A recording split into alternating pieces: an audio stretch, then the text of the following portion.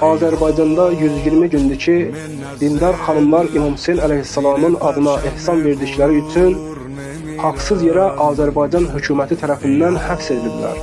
Həbs edilən xanımlardan biri Nigar Bağırova haqsız yerə həbs olunduqları üçün səhhətində ağırlaşmalar baş verməyinə baxmayaraq 33 gündür ki, aclıq aksiyası keçirir. Dünəndən digər haqsız yerə həbs olunan xanımlar da aclıq aksiyasına başlayıblar.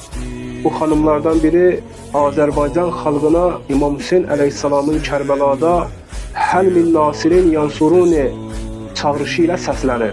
Bir nəfər yoxdurmu mənim köməyimə çata? Bu xanım xalqa müraciətində deyir, əgər Allahın rəhmətinə qovuşsam, Allaha zülmə susanlardan şikayət edəcəm.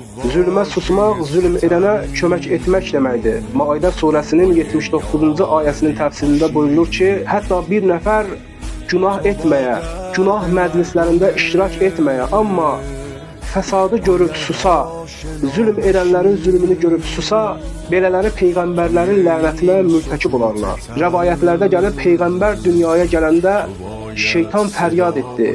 Haqqı aradan aparmaqdan ötürü digər şeytanları da öz ətrafına cəm etdi. Müsəlmanlar hər nə qədər bacarırlar, zülmkarların üzərinə fəryad etməlidirlər.